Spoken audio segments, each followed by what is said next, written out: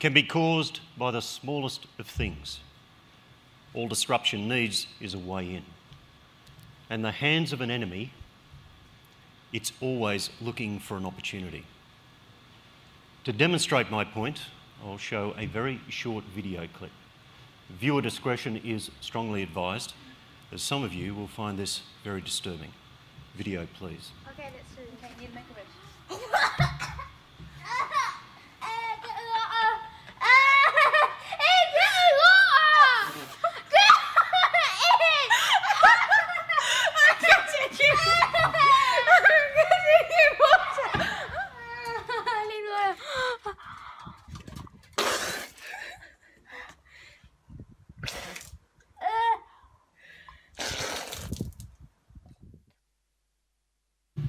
So you may have noticed a resemblance, and yes, they are my children. And yes, as I stand here, I did tell my son at a very young age never to get into a survival situation with his sister, as he'd be used as a food source. Chief, the Royal Australian Air Force, visiting service chiefs, distinguished guests, ladies and gentlemen. Disruption and resilience are two words that we in the military should be familiar with. We should always be aware that they are also inextricably linked. Generally speaking, those who are being disrupted are resilient, and those who wish to disrupt had best be resilient. So, using this link between disruption and resilience, have we as airmen paused and thought, how resilient is modern air power? For decades, air power, in most conflicts since World War II, has largely had its own way over the battlefield. Over the same period, we have pursued, sometimes blindly, the advantages of a fully networked system, both airborne and on the ground. Has the establishment of air superiority and the lack of a sophisticated electronic warfare threat over the battlefields of Iraq and of Afghanistan aided in this blindness? Have we been too quick to adopt technology that offers improved networking and communications while paying lip service to resilience? As technically focused professionals, we as airmen must remember our weakness, which is that we pursue technology without always thinking deeply as to its consequences and its vulnerabilities that it imports. Today, more than ever, we need to balance up the risks and the advantages. For example, the largely unopposed use of air power in the Middle East saw the fielding of unmanned aerial systems without encrypted links. While the Taliban had little capacity to intercept these links, we forgot that others on the periphery did. And they gained a bird's eye view of our tactics and procedures, and in some cases, full platform ownership. My opening question on the resilience of modern air power would lead the listener to think that I'm going to focus my speech skyward. I am not. I will focus on the need to improve our resilience against cyber and information warfare threats, regardless of the domain. And my comments are centred on the ADF personnel in this room.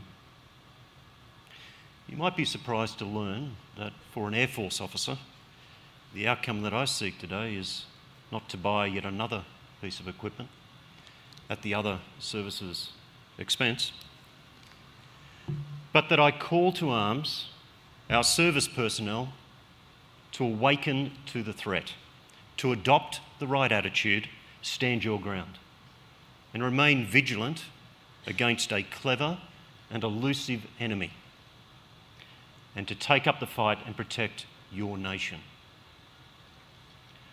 While these words may motivate all concerned, the human psyche, while complex, is dominantly primal. Therefore, we must educate our psyche about this new threat called cyber, a threat that has no physical form. This way, we can begin to address the challenges of delivering air power in an age of disruption. You are well aware of the rapid proliferation of asymmetric cyber capabilities, which, due to reducing barriers of entry, are now readily available to a wide spectrum of actors. I need not stray into sensitive areas, but note that our own defence systems have been subject to intrusion and deliberate targeting. So too have many high-profile Australian businesses. Likewise, there is an excess of open source data on operations in the Ukraine, all of which are instructive. Such operations are well within non-aligned nations' capabilities, and they, along with other powers whose interests are harmful to ours, are rapidly developing capabilities and doctrine to exploit us. 2017 saw a 15% increase over 2016 on cyber incidents.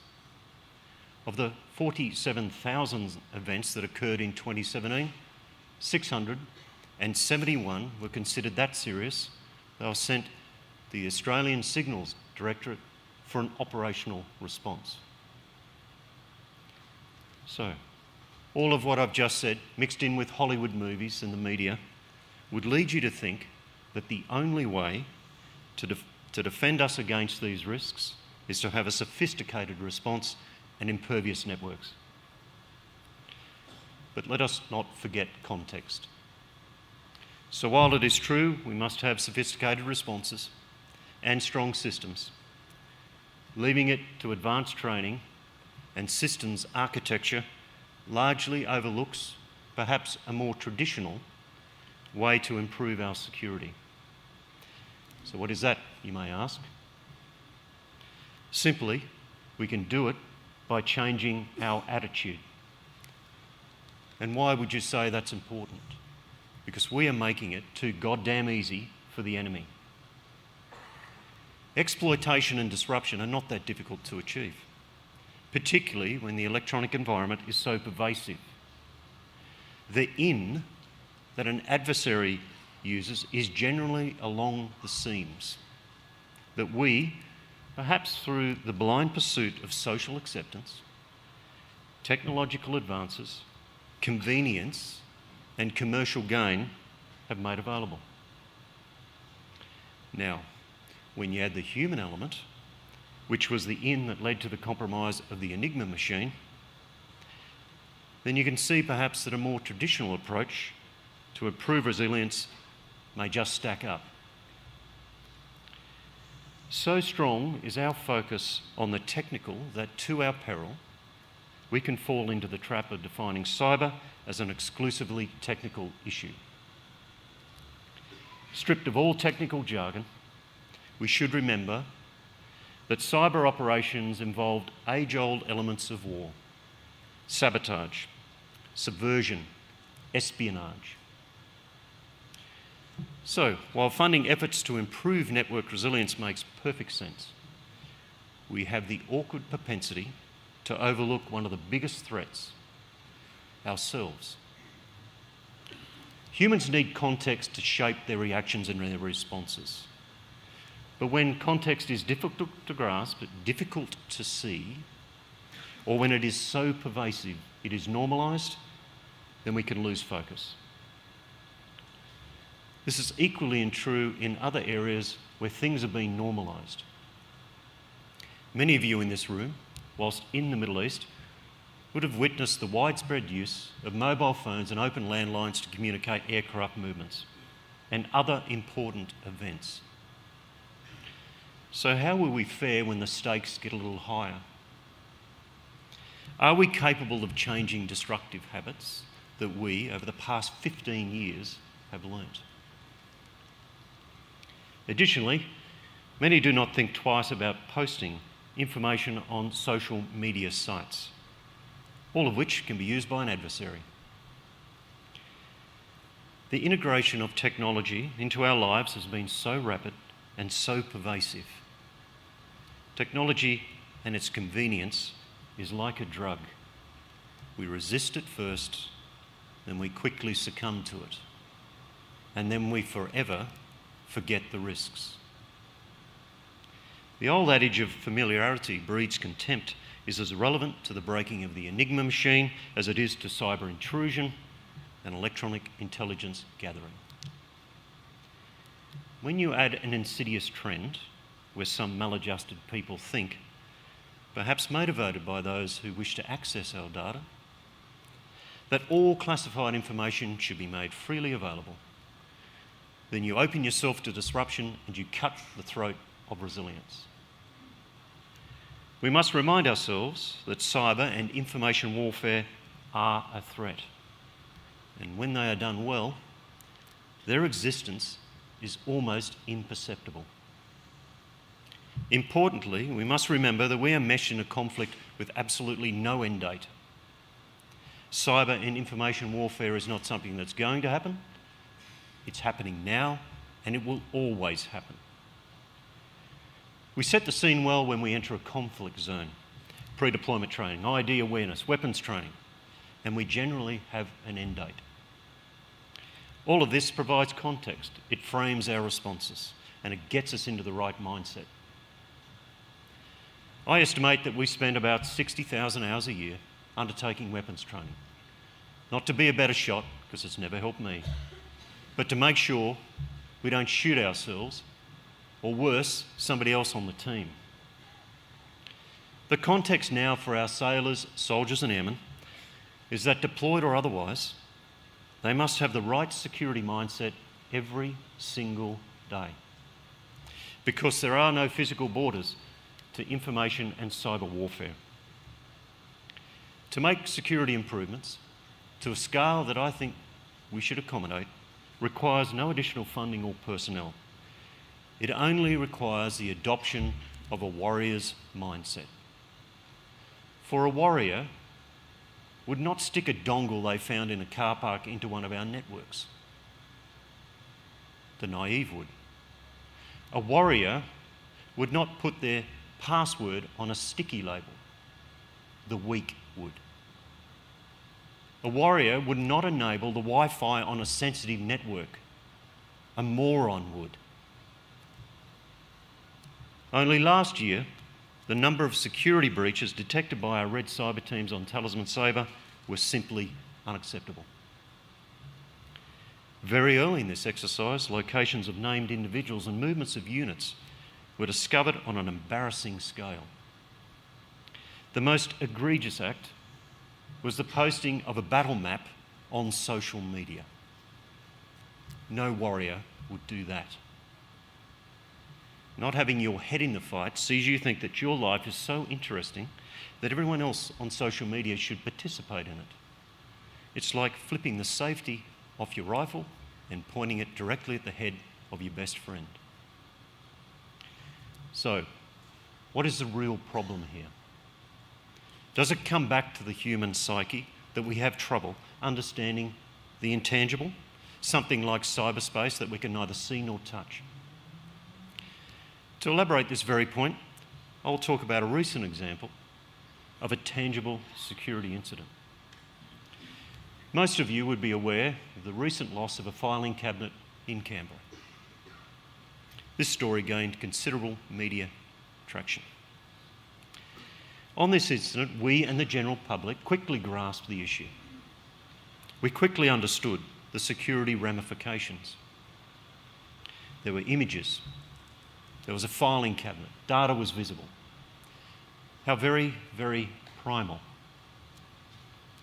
However, at the same time, there were actors seeking to access data on our government and public systems that would dwarf that found in that filing cabinet.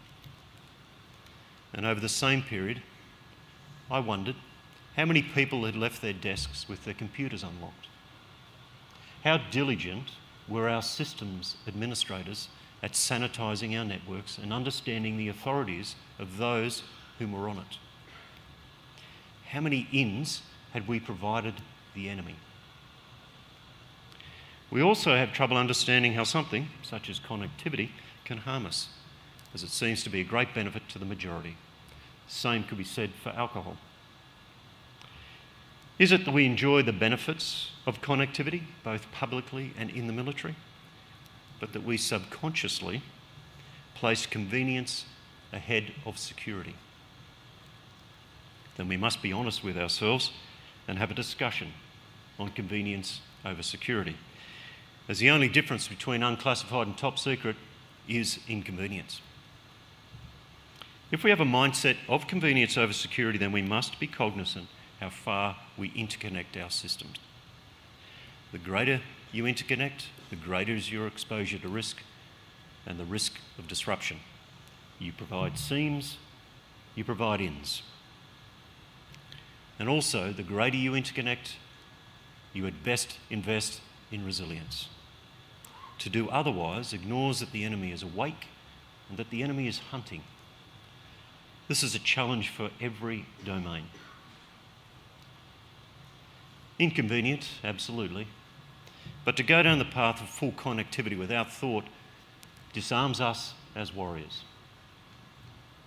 Everyone has a plan until they get punched in the face, as Mike Tyson said. But it's in the recovery.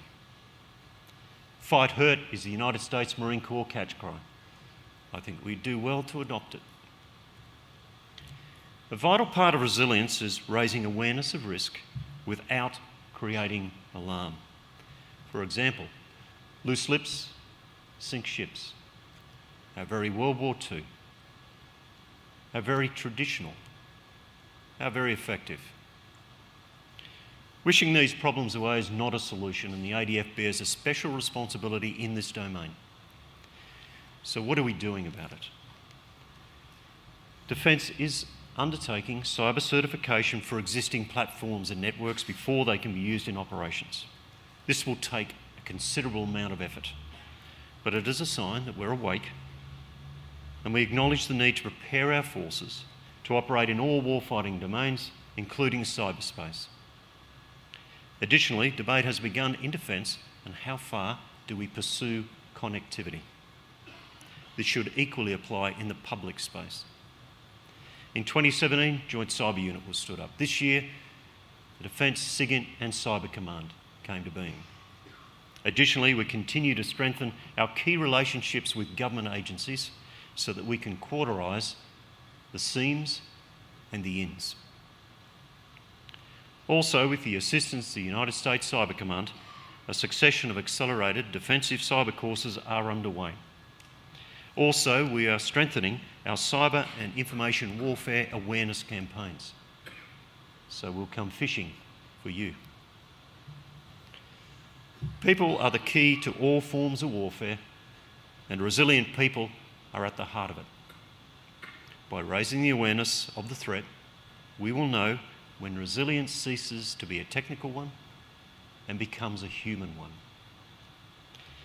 In the end, resilience is largely about attitude. It's about being a warrior at home and when you're deployed.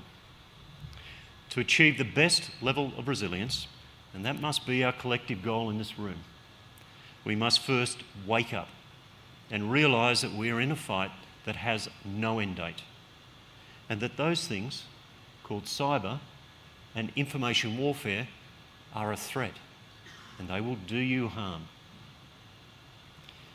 So for a Cold War adage that I learnt, remember, while you sleep, your enemy studies your weaknesses. Thank you.